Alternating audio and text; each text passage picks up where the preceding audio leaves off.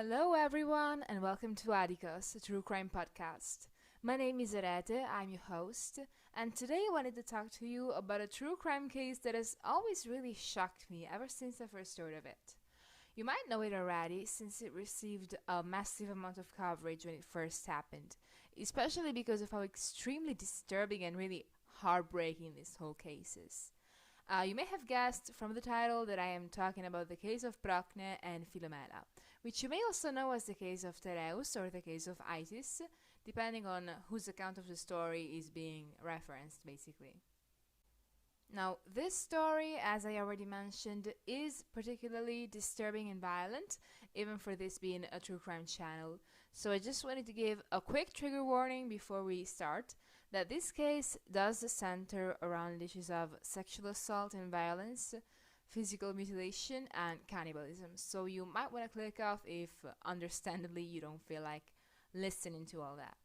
On the other hand, if you just want to hear all about the story of Procne and Philomela, let's get started. Like I said, this case was extremely popular and famous when it first broke, and there are some conflicting reports on what exactly happened and when. All my sources will be linked down below, and I will do my best to try to make sense of the events that happened and to mention when certain information just overlaps or contradicts each other.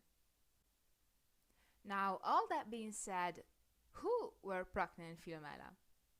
They were born in Athens to Pandion, who was the fifth king of the polis, and his wife Zeuxippe.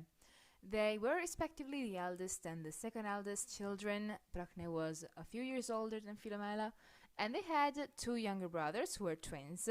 We have Arete, who would become the successor to Pandion's throne, and Butes. We don't really know much about the sisters' early life, but the one thing that we know for sure is that the two were absolutely inseparable. They really loved each other more than anyone else, and when their family was interviewed after the events that unfolded, their brother Butes claimed that they had always been ride or die for each other, and they often even got to the point of getting themselves in trouble if they could avoid the other being punished when they were kids. I think this is a really weird thing in a sibling relationship. It's really common for kids, especially for sisters, to just argue and disagree with each other, and I know I often have fights with my sisters, but apparently Procne and Philomela's relationship really had none of that. Their family really emphasized the degree to which they loved each other and cared for each other, and they even said in a few interviews that they always get along and could understand each other at a glance without saying a word, which in retrospect to me is just quite grim, honestly. So when the girls were in their teenage years, war broke out between Athens, so Pandion's city, and Thebes, which was then ruled by King Labdacus. Thebes was an incredibly strong city, military speaking, and Pandion had to enlist the help of Tereus, who was the king of Thracia, to defeat it. This move would prove to be extremely worth it. Tereus' aid was absolutely invaluable in defeating the Theban army, and Pandion promised him his firstborn daughter as a wife, as both a thanks and as a way to bond the two cities together, so Thracia and Athens, with this political marriage. Now, by all accounts, this wedding was absolutely grandiose, and the whole of Thracia got to celebrate alongside their king and their new queen. However, there is one source, which may be a rumor, that states that on the wedding night, Procne was looking out the window of their bedroom when she saw this really off-putting owl, which at the time was considered a bad omen for the marriage, but she sort of paid no mind to it and she just got a servant to shoo it away. And I think in retrospect, this may have been a warning sign of what the whole marriage was really going to come to. Soon after the wedding, Procne became pregnant with her first son, Itys. She and her husband were obviously really overjoyed at the news, as was the whole kingdom to hear that an heir had been secured to the throne. And when little Itys was born, both his parents were instantly in love with him. Baby Itys was just very clingy with his mother, but he also really loved spending time with his dad.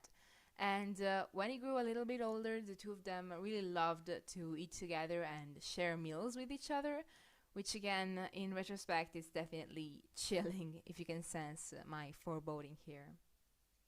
Procne and Tereus' marriage was a really happy one for the first 5 years. They had a son, they had a palace, they had a house in the woods all to themselves, they had everything they could have wanted, but still Procne really missed her sister. Um, After all, they had spent their entire lives together, but she had to just up and abandon her and leave to go to a whole another kingdom. Now, obviously, this is a fate that all girls must go through eventually when we do get married, but it's still a really heartbreaking thing to go through. And as someone whose older sister got married and had to move to Akragas, I can definitely sympathize with both Procne and Philomela. So after 5 years spent without seeing her sister, Procne finally caved and she asked her husband if she could be brought there to Thracia to just spend some time together as sisters. Tereus agreed, and he was gonna have to visit Athens nonetheless to talk to Pandion, so he just set sail and headed to the city. Once he actually got to Pandion and had an audience with him, he relayed his daughter's wishes to him so that Procne really deeply wished for Philomela to come visit her. He also assured Pandion that his other visit would be really brief and there would be no overstaying. Obviously, Philomela was the only daughter left to care for Pandion, so he really held on to her and was really hesitant to give her up to Tereus. As he was pleading, though, Philomela came downstairs. She had overheard what was happening, what they were talking about, and obviously she was really overjoyed at the idea of going to Thracia and see her sister. So she started pleading with her father to let her go with Tereus. Now, at the time, it had been 5 years since Tereus and Philomela had seen each other for the last time, and obviously Philomela was still unmarried, she was still a virgin, but she had still grown and blossomed into a beautiful young woman. And as soon as Tereus put his eyes on her, he immediately fell in lust with her and he started trying to concoct and think up ways he could seduce her. So Pandion was finally convinced to send Philomela away to Thracia, and his last words were to her and to Tereus to send his beloved daughter back as soon as possible and to treat her with a father's love, which wasn't exactly how Tereus ended up treating Philomela, unfortunately.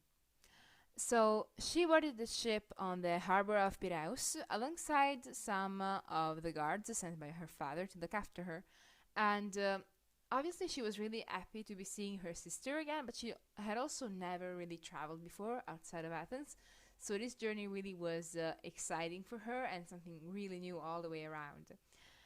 However, what she didn't know was that that would be the last time seeing Athens and her father, and that this journey would really spell doom for her and her entire life. During the time spent on the ship, the servants did note that Tereus was a bit quieter and a bit more reserved than he usually was, but they just chalked it up to the awkward nature of being in the ship with his wife's sister. They didn't really know each other that well. After all, they had only seen each other once 5 years ago, so there was not much intimacy between them at all. In reality, however, we can infer that he was probably thinking about his next move in trying to get his hands on Philomela, as creepy as that may sound, unfortunately. Now, at some point during the journey, Tereus probably had the guards killed and tossed into the sea, so they wouldn't just interfere with his plans. They have been reported missing in that time frame, and no bodies were ever recovered. And it's actually unclear whether Philomela was aware of this, if she simply thought they had maybe had an accident and drowned, or something of sorts. All the sources I looked at just sort of brush over what the guards' involvement and role was in the story and what happened to them. What we do know is that Tereus and Philomela did eventually land, and he escorted her to the house in the woods that Tereus and Procne had together. Now, before this moment, Philomela didn't really suspect anything. She was still really impatient about seeing her sister, but as soon as she walked into this large, empty house in the middle of the woods, and Tereus closed the door behind her, she felt this sinking sense of dread in her stomach. And she tried calling her sister's name a few times. Obviously, she was expecting to see her there to greet her, but she hadn't shown up, so she called for her. but the house remained absolutely dead silent, aside from the echo of her voice. So she turned around to Tereus. She asked him where her sister was. She thought she was going to be there to see her, what had happened.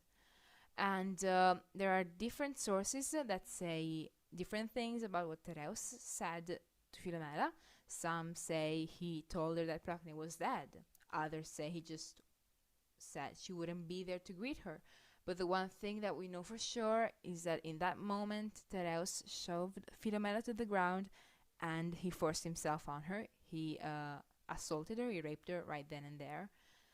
She begged him to stop, obviously. She pleaded him to think of his wife, think of her father, think of her virginity.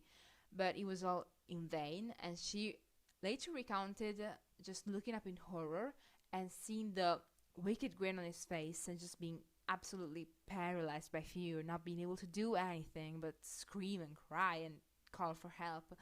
Help that would unfortunately never come for poor Philomela. So once he got off of her, she covered herself up, she tried to fix herself up, and she started cursing at him. Obviously, she was absolutely furious with his actions. She was screaming, she defied him to kill her, and she swore to him that she would go around and tell everyone in detail all that he had done to her, and she didn't care about keeping her modesty, keeping her virginity intact. She just wanted everyone to know what a pig Tereus really was. And obviously she was right to say this thing. She was extremely angry, and she had a reason to be. But this behavior, the way she was challenging him, the way she was defying him, actually made Tereus' blood absolutely boil in a fury. And he grabbed his dagger, and Philomela thought he was gonna slit her throat and just kill her right then and there. But he actually took her tongue from her mouth. He sliced it clean off from the root, and then he tossed it on the ground, and he forced himself on her again and again as she was still bleeding from her tongue. And then he just got up, he cleaned himself of her blood, and he left her alone, just agonizing in the house on the floor. And to me, this is absolutely horrific. I cannot imagine what poor Philomela was thinking in that moment. She must have been really in such mental and physical pain. It's unbelievable to me. Now, one source states that once Tereus left the house in the woods, he went back to the palace to meet with Procne, and he told her that her sister had died, which absolutely destroyed poor Procne, of course. She wept, she ripped her hair out, she just mourned so hard, and for as much as a whole year for the loss of her sister, but without knowing that her sister was actually alive and being held captive, not so far away from her. Now, if this source is actually accurate, it would mean that Philomela was in prison, was being held captive and brutalized in the forest by Tereus for an entire year, and possibly also thinking that her sister was dead or had not cared for her, which to me is just really heartbreaking to think about. Fortunately for her, Philomela had kept the sharp wits she had always had, and she figured out a plan to tell her sister where she was and what had happened to her.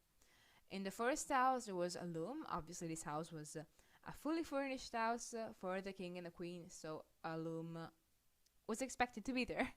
And she used this loom to weave a cloak and embroider onto it the terrible tortures that Tereus had put her through, which was actually the primary source from which all the original case coverings and reportings were able to discover what had happened during the captivity of poor Philomela, since she wasn't there to speak for herself.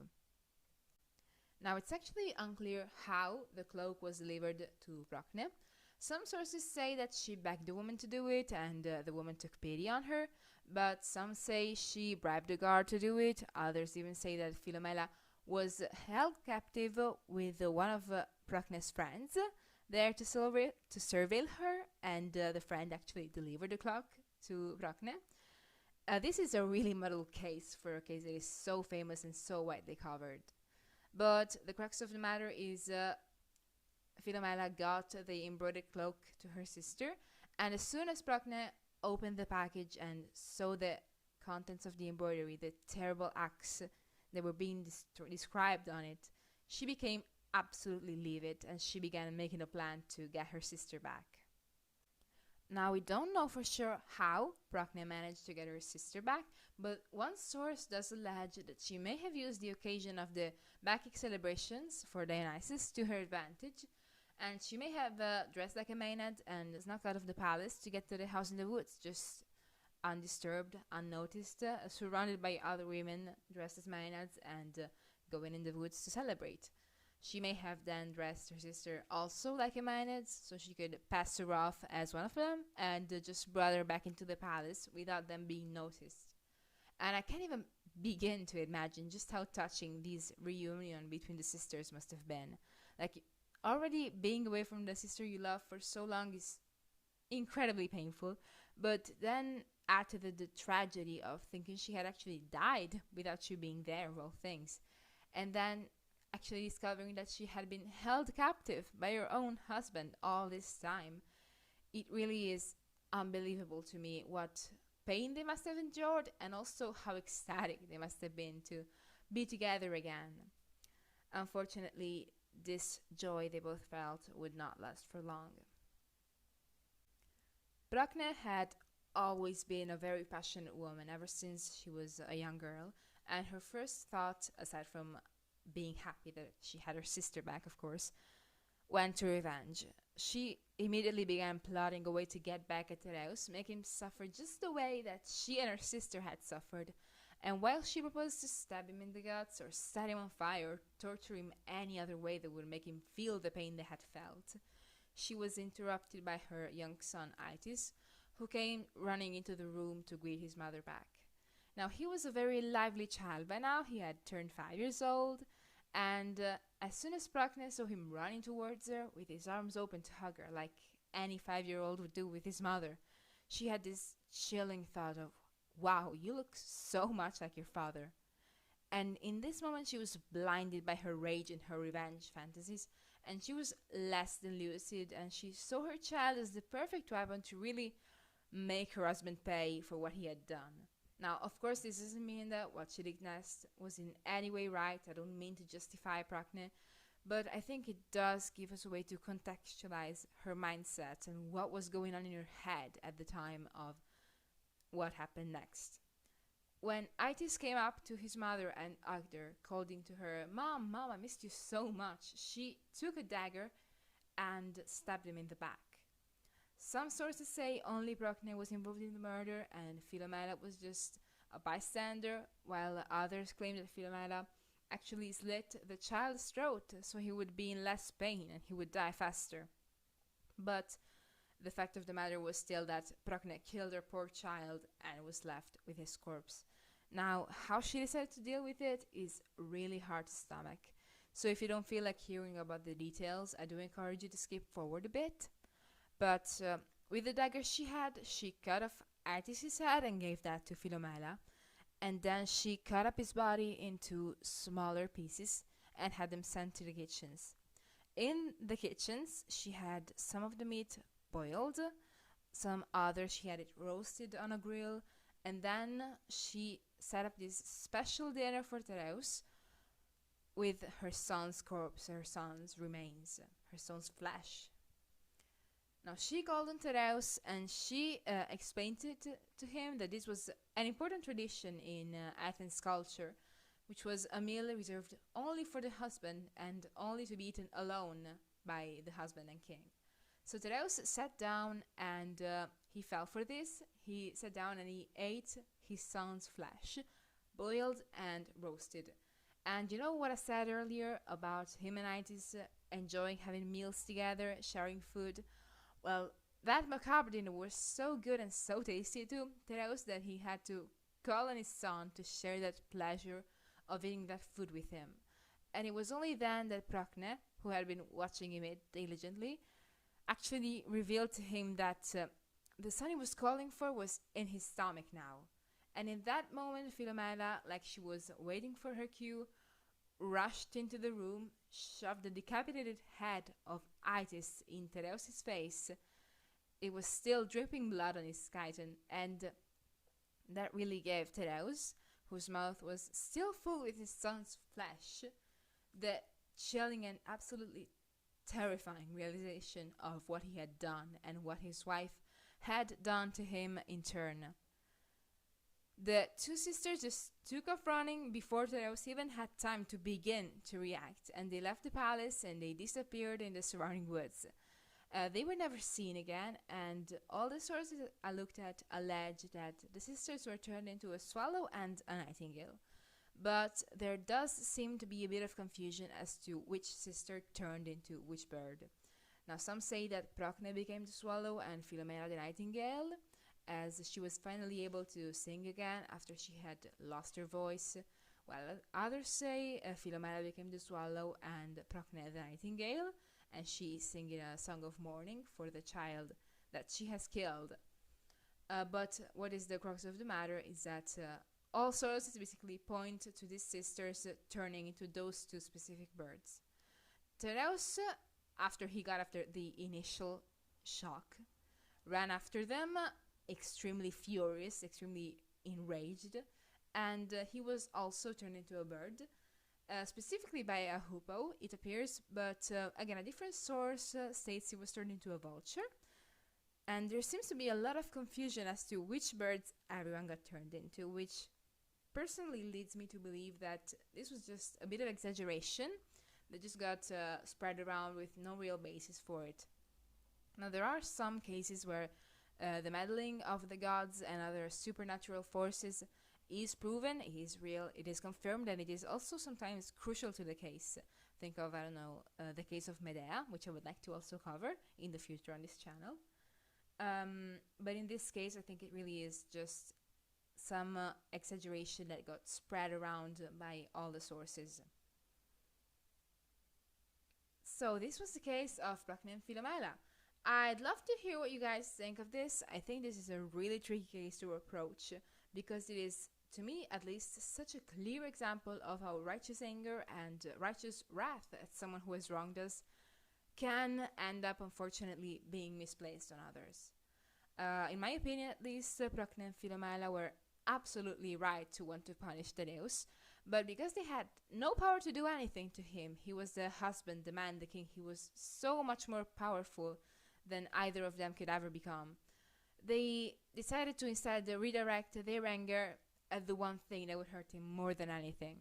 His innocent child with no blood on his hands and no way to save himself, no way to protect himself. And in the process of getting their revenge, they stained their own hands of innocent blood. Again, I'm not trying to justify anyone involved in this case. Obviously, Procne's actions are absolutely unjustifiable. But I do hope to just bring some light to the possible motives and thought processes behind their actions, just so we can better understand how someone does end up committing such horrible and heinous crimes as what Procne did. I hope you guys enjoyed today's episode. Let me know what you thought of this case, and if you have any suggestions or really any cases you would like to hear me talk about. Always remember that every tragedy is born of man's hubris, and I will see you guys next time.